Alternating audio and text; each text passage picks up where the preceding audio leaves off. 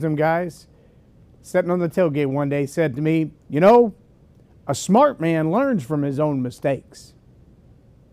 A wise man, he learns from everybody else's.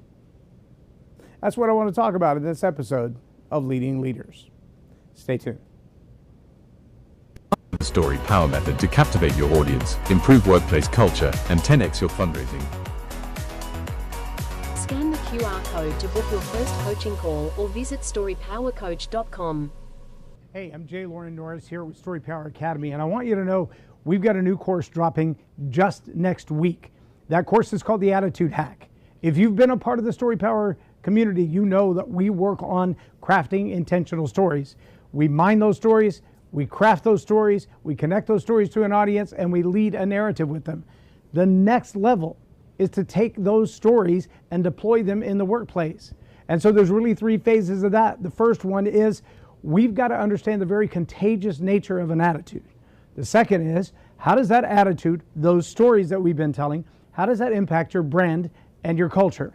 And then finally, we're going to discuss in this next course, 6 weeks course, we're going to discuss how do you as a leader engineer attitudes, because that's your job as a leader.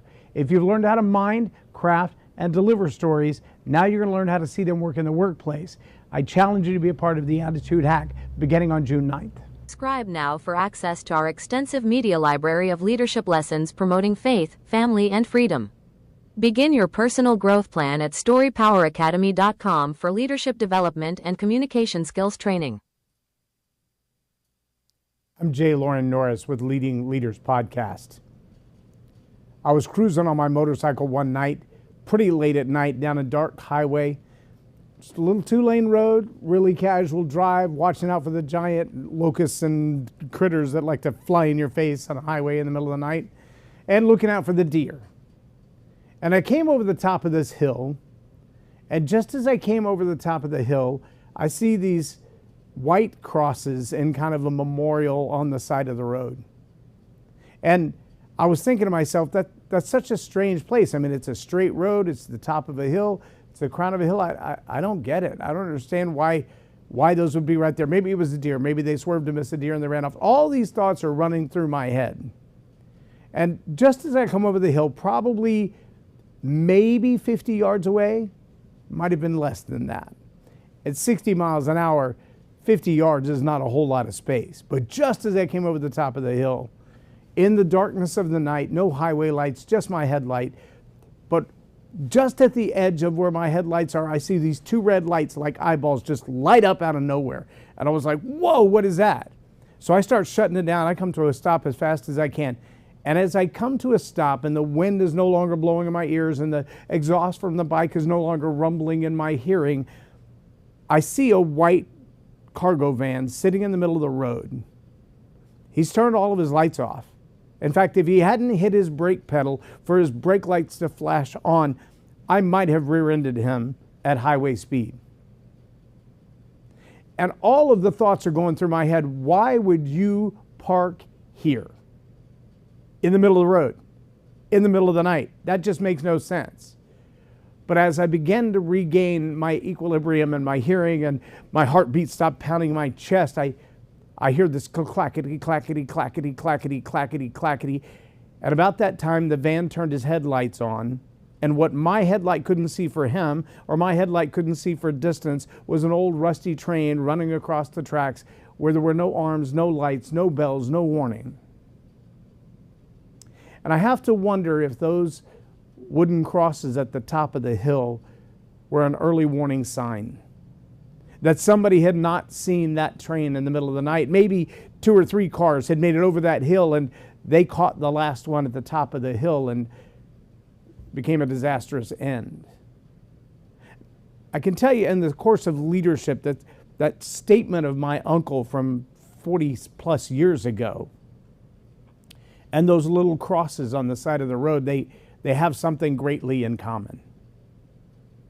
In the 35-ish years that I've been studying leadership, primarily in the John Maxwell category. I mean, I study Patrick Lencioni and as many of the other names as I can get my hands on, Brian Tracy, Zig Ziglar, you name it. all of them seem to have a really strong pattern, and that is, if you can find a mentor who has walked a path similar to yours, and then like a little kid on the beach, just get your feet in the footsteps they walked in, you can save yourself a whole lot of trouble.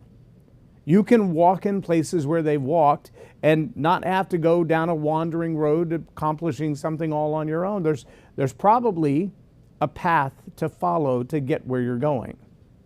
Now, I want to encourage you in something and admonish you at the same time. See, one of the challenges with leadership is, especially young, rising leaders, they feel like what I need to do is find that one who has all the successes and none of the failures. And I need to follow all of their successes. And the challenge with that is, well, you're not going to find a leader who has a whole lot of success and no failures. They don't exist. And you may find one who has minimized their failures, who has dodged a bullet, so to speak, who has been able to step out of the way of their biggest mistakes and find success in spite of. But I think what you're going to find more than that is you're going to find leaders who have tried new things. They've done risky things. They've created new ventures.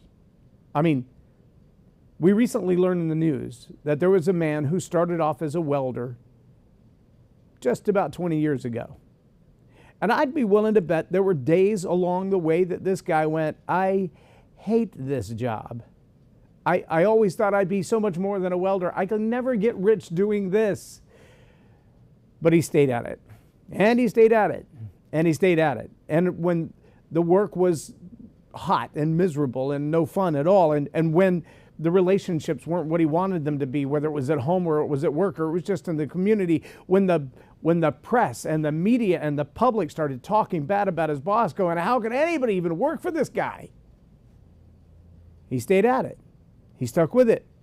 He pressed through the negativity. He pressed through the bad press. He pressed through all of the failures, all of the threatened bankruptcies and lawsuits. The list goes on and on and on and on. And last week, that welder. Now, some of the best welders I know, I have a cousin who's an underwater welder for the oil tanks and barges in the Mississippi River. He can make 60 grand in a month or two. That ain't bad money. But he didn't cash out for $400 million like this other guy did. This guy started with the company, put his nose to the grindstone, and didn't let up until it paid off. Were there some mistakes along the way? Absolutely. Guaranteed. Were there some failures? Yeah, we got to watch them on TV. Big explosions.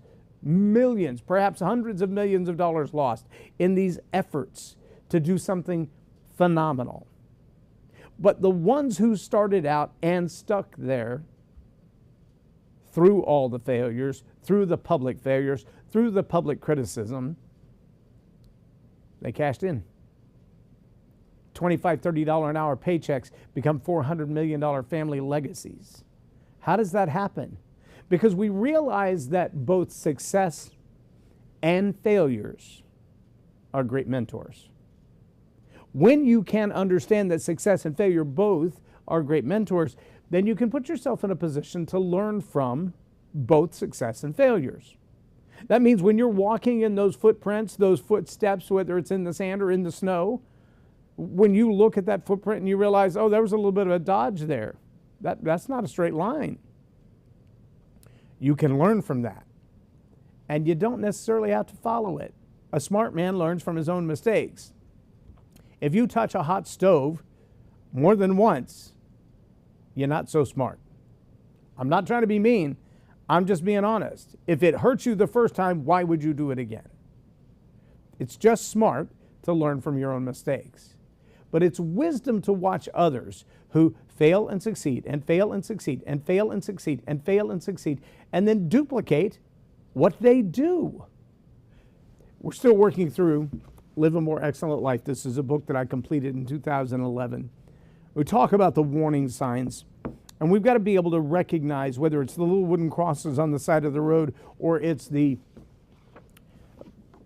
Enron. I was working in corporate America in a Fortune 50 company right after Enron happened. And one of the things that I was responsible for in that role was negotiated trade. Predominantly, primarily, by all responsibility, we were trading media for media. Even trade of exchange, whatever the rate card is, that's what we trade for. And that was radio, television, billboards, you name it, bus sides. Any type of event that was a media-related event, we could trade for it. We could trade media for media. But after Enron happened, these generally accepted accounting practices really came to the limelight and became kind of the norm standard, not just for the accountants, but for everybody operating a business. And the spotlight was on those things. And at one point, part of my job was to look through all of the things that had been traded in our system and make sure that, well, they were proper. And what I found was people were using the codes that were specific to my department to kind of get whatever they wanted. Meals, limousine rides, hotel stays, vacations, swimming pool repair. I'm going, no. None of those things are media. None of those things are within the generally accepted accounting practices. In fact, if you don't cancel that and that contract goes through, that's called fraud. And you could find yourself in a whole lot of trouble for it. How do we know? Because we got Enron. We have their footprints to look at. Those are warning signs. We should be learning from that. These are elevated examples of enormous mistakes that we should take the advantage of the wisdom and go, yeah, that's not just touching a hot stove, baby. That's destroying everything in its path. There's a device used in war. I'm not a munitions expert. I could ask my father-in-law. He was for many, many decades. But there was a munition used during World War II called a bouncing Betty. The bouncing Betty was very unique. The bouncing Betty, unlike many landmines, you step on them and it clicks, and now you know it's about to go off. You move your foot, boom, right? The bouncing Betty didn't act that way. The bouncing Betty would let the person who activated it step on it, walk off, and nothing happens. And for the first many of those, they thought, well, it's a failed mine. It's a dud. Yay, we're all okay. What would happen is people would be moving in a troop, and there would be a scout or a guard that would be 20, 30, 50 feet ahead of them, looking for these minesweepers. They're trying to find these to make sure that nobody steps on them. That's why so many metal detectors were deployed. But the bouncing Betty had this really unique feature. It was almost as if they knew that the scout would activate the mine, and then the mine would wait for the rest of the troop to get there. 10 seconds, 20 seconds, 30 seconds. They all had a different delay timer on them. But when that timer went off, the bouncing Betty would jump up in the air about 3 feet and then spin in a circle as it delivered its devastation. There were reports that men looked like hamburger from the waist down because of the way the bouncing Betty, the top half still very much alive and aware that the rest of them is gone. Not yet passed into the next life, but the rest of this one ain't going to be good, and it ain't going to be long.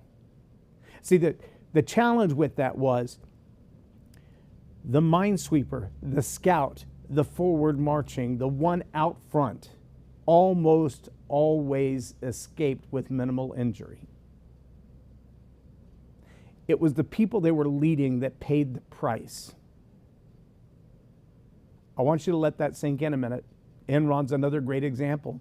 The leaders that were way out front, they made their millions and their billions. They pocketed that money. They socked it away. Some put it in their accounts. Some put it in accounts overseas, hoping no one would ever come get it. But in the process, they destroyed the lives of hundreds, maybe thousands of people who poured everything from their bank accounts, their 401ks, their retirements. They cashed in property. They cashed in savings that they had been holding on to. They thought, this is my chance. If I just go all in, if I just risk something now, man, the payoff is going to be so big. They really believed that they were sitting where that welder was 20 years ago. If I just get in it and I stay in it for the long haul, it's going to pay off. What are the odds that a welder thought 2 years ago, 5 years ago, 8 years ago, that one day this company will go public And my bank account will go from a $40,000 a year paycheck to $400 million in assets. I can't even fathom what that would be like. I've never had a $400 million payout. How about you? Have you? If you have, type it in the comments. I'd love to know why you're watching me, because I got nothing. But if you put it all in like they did at Enron, and then you woke up one day and you realized, I put all my retirement in there, I'm really hoping this is going to pay out, because, man, I got some bills to pay, I got some things I want to do, I got a trip I want to go on, and then I need to take a little cash flow out of it, and then you wake up and realize it's gone. Not just back to the level it was, you didn't get a return on investment, like it's zero now. It went from what little savings I had to absolutely nothing, and the threat of a lawsuit. I might be going to jail for what somebody else did. See, that's the kind of devastation that follows a leader who's not watching where he's going. Or where he's going, where she's going is nefarious in the first place. They've got an ill intent, and they're not really greatly concerned about the people behind them. See, the bouncing Betty didn't often get the scout, but it always got the troops. I want you to let that sink in for a minute and ask about your own style of leadership. Am I looking out for the people who are trusting me to guide them, to lead them, to take them where they need to go? Am I consciously aware of every step that I make, being the step that those behind me are walking into as well? Am I guarding that risk? Now, the idea of the treasure map, which is the tool that we're working on today, Anthony Robbins says, success leaves clues. Dr. Phil says, how's that working for you? It seems too simple to be true, but there are people on your left and on your right who have managed their way through their worst golf swing ever. People who come through a career choice that was a horrible choice. And if we just look at their lives, look at our own lives even, and ask, what should I learn from this moment? What could I do differently? If we're just charging ahead, if we're just looking at those footprints and we're just going right where those footprints go, that's where the bouncing Betty comes in. Just because they didn't get caught in the devastation doesn't mean the devastation isn't coming. And so we've got to be alert and we've got to be aware, but we've got to realize that both success and failure are great mentors, and success and failure both leave clues. Just because you got out of the way of it this time, maybe you've seen some of these videos, like the kids that are riding their skateboards, and there's one particular one where the kid, you do it, whatever that, grind, I think is what they call it, where he jumps up on the rail of the handrail of the steps, and he's going down the steps on his handrail, and he gets to the bottom, and he jumps off his board and reaches for it, and the board gets out of his hand, slides out in the street, and he stops just in time as a car runs over his board. If he was still on his board, he would be under that car. I mean, he dodged it by that much. What about the kid that was behind him? What about the kid that was watching him and doesn't have the same skill level and follows that all the way down and ends up horse riding that rail, or all the way in the street and under a car? See, we forget sometimes that we are leading others and they're not watching as closely as they should be. Are we the second one? Are we the third one? Are we the fourth one back? There was an old joke, skit, I guess is what you would call it, when I was way back in Cub Scouts. Yeah, like 145 years ago. I know it was a long time ago. Well, when I was in Cub Scouts, we had this little thing where one person would walk up and just stare at the sky for a minute. And the next person would walk up and stare at the sky with them. And by the time you get to the third or fourth person, they're like, what are we looking at? I mean, why are we staring at the sky? And the third person would say, well, I'm staring at the sky because he's staring at the sky. I'm looking at whatever he's looking at. Well, what is he looking at? Well, I don't know. I'm looking at what he's looking at. Well, what are you looking at? Nothing, man. I can't see anything but I woke up with a crick in my neck and I can't look forward. Or we're just repeating what we think other people have succeeded at. Yes, success leaves clue. Failures leaves clues. They're not Blue's Clues. They're different kinds of clues. But you've got to look at those clues and then ask yourself, does that work for me? People have fought through the worst golf swing. They fought through bad marriages. They fought through bad business partnerships, bad investments.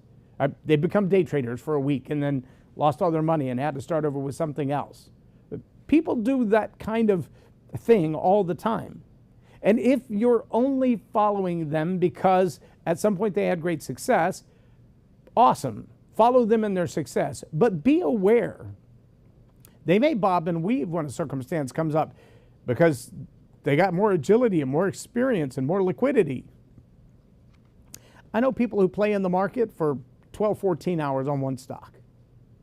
And as soon as it's legal to get out of that stock, they're out. They're riding the wave.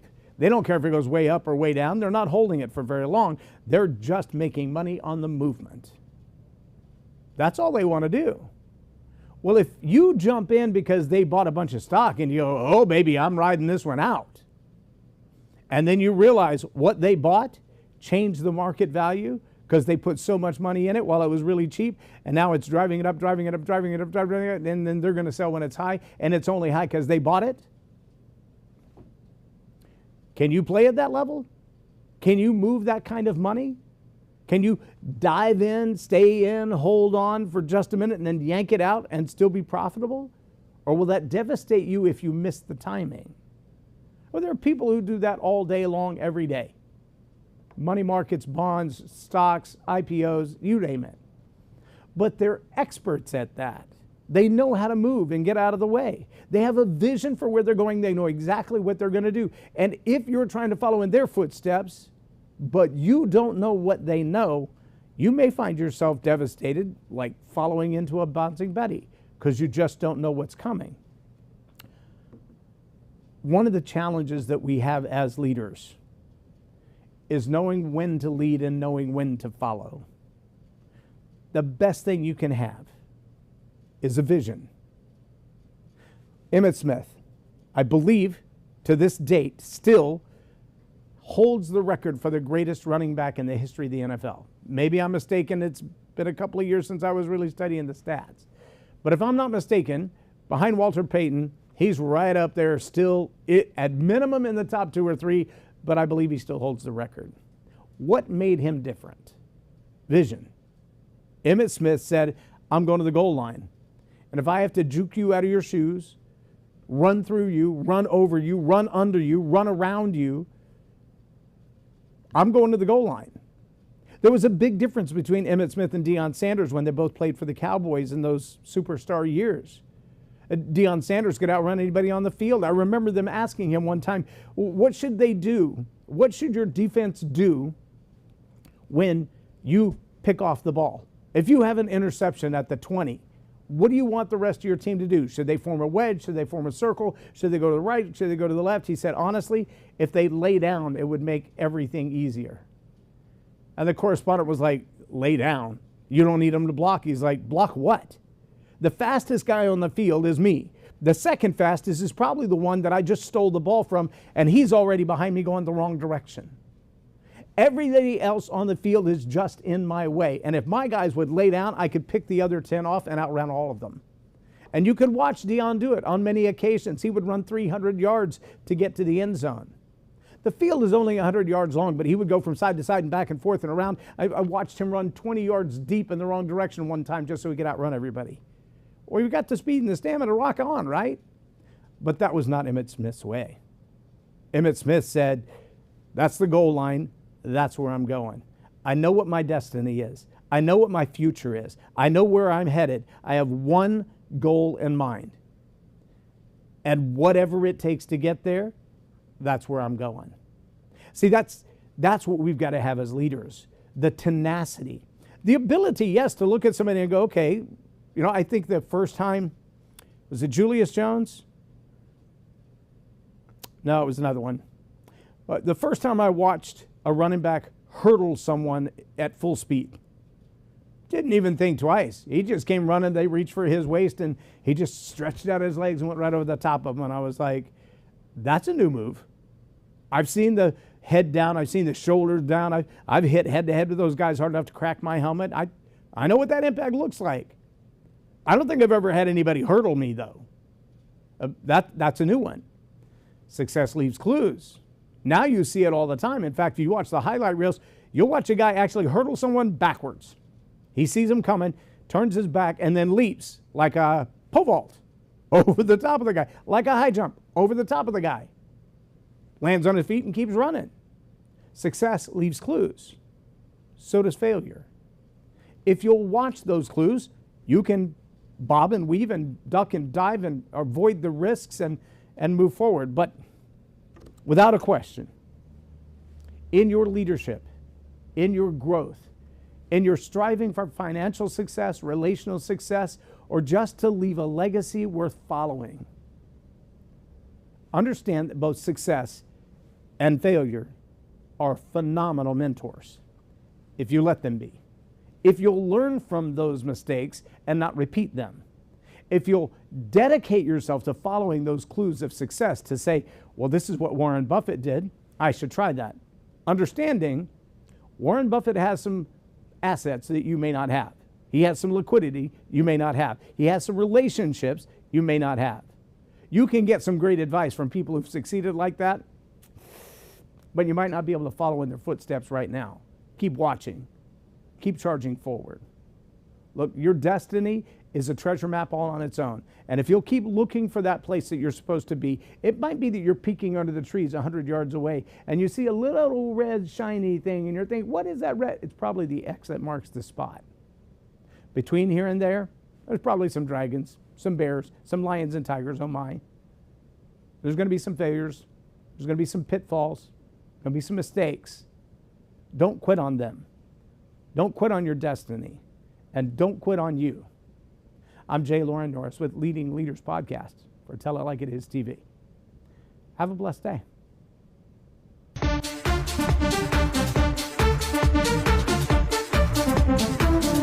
Think storytelling's just for bedtime? Nah, it's the secret sauce for business magic. Stuck in a rut with bland pitches and yawning clients?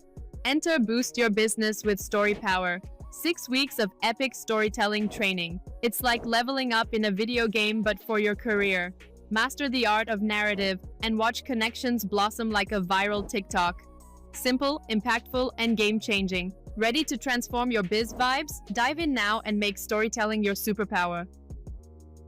Subscribe now for access to our extensive media library of leadership lessons promoting faith, family, and freedom. Begin your personal growth plan at storypoweracademy.com for leadership.